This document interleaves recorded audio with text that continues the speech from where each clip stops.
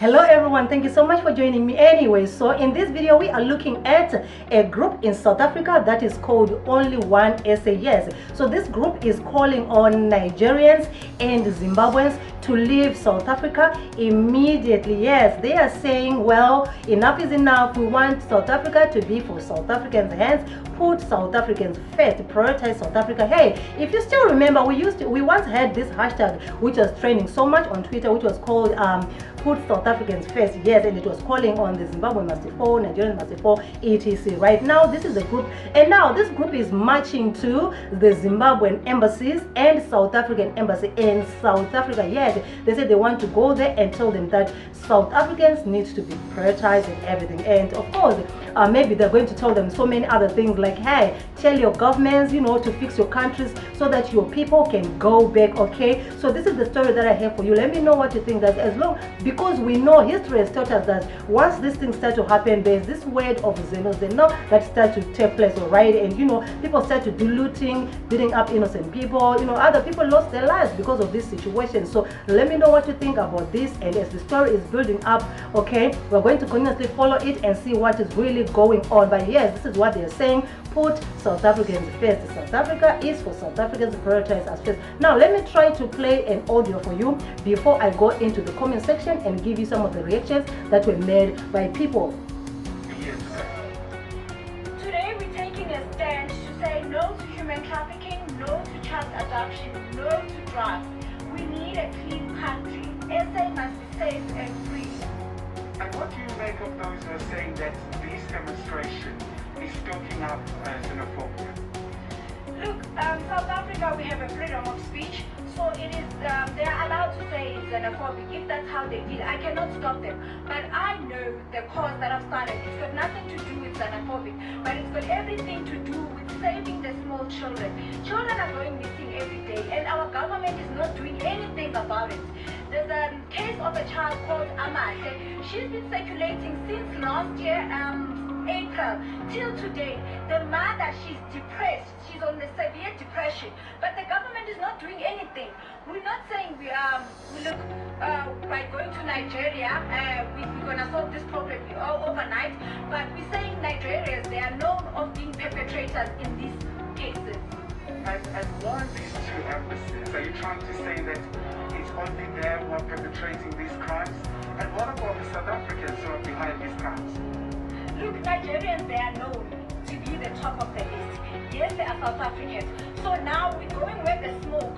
Now they must tell us who are their partners in South Africa. If they are using them, then they must talk to us. And who are the government officials that are working with them? They must tell us. We've been trying to reach out to our government by opening cases. I don't know how many cases have gone in Midrand regarding things, regarding actually drugs and then human trafficking. But nothing is happening. Unfortunately, I forgot the name of the guy that is. Well, so you have heard her. She's actually saying because of the missings that are happening in South Africa, the kidnappings, the women being, killed and everything that is happening in South Africa, it can only be foreigners, which is Nigerians and of course their counterparts, Zimbabweans. This is what they are saying. Wow.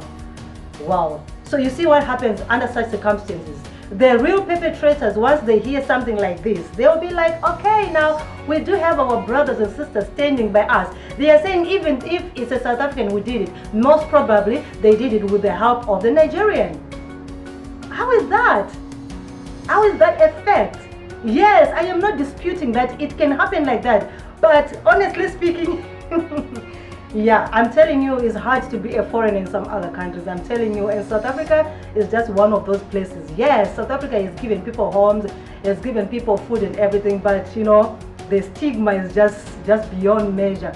You say people are being, women are missing in, let's say, 6 to 6 children. Don't concentrate on saying this particular group of people are the ones who are doing it. It can be anybody, even the person standing next to you. You understand? Just tackle crime as crime, that anybody who perpetrates this in our communities, we are going to deal with them. I mean, like, it's just me, because maybe I'm speaking on a point of being a foreigner, I'm failing to, you know, to reason properly. But you can help me, my friends. This is why you are here. You can help me to understand this statement that she made, that it is Nigerian. Of course, I know that Nigerians do some very dirty work. They do some very bad things. They do. I am not cleaning them up. They do. Zimbabweans as well, they do some really bad things. But for you to say it's just because of them, it's something else. You miss the point. You understand? You continuously lose people, you continuously lose children because you're prioritizing, you are putting, the way you are approaching the situation of wanting to deal with the crime is something else. But anyway, it is what it is. Everything starts small, and like she said, they'll do whatever they can do. All right, she's also entitled to her own opinion. Like she said, yeah, everybody is entitled to their own opinion. I am entitled to mine. You, my friend, is entitled to yours. So let me know what you think about this, because this is something that is happening now. This is not old news. This is something that is happening now. They've already marched to the Nigerian embassy, yes, to say South Africans must be put first, that Nigerian embassy must do something about its people who are doing one or two things in the community, as well as the Zimbabweans who are doing things in South Africa. They say they must go back, Zimbabweans and Nigerians must leave, and of course some other countries that are not really mentioned in this. Okay, so there has been so many reactions regarding this. I'm just going to read just a few of the reactions that came from people. The first one is, have you asked yourself that the people being trafficked, how are they leaving the country without passport or visas? Can't you see the rabbit hole runs deep and there's a lot of people involved in this syndicate? Also, let's visit our prisons and find how many foreigners are in there compared to our citizens. Who is a criminal? Think about what I just said. All right.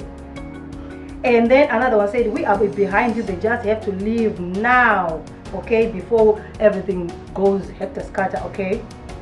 And then another one was like, they must march to the Chinese embassy too. Let them know that we refuse to be colonized by them. It won't happen regardless of the denial of the deals that are a result of sellout of president and everything, okay?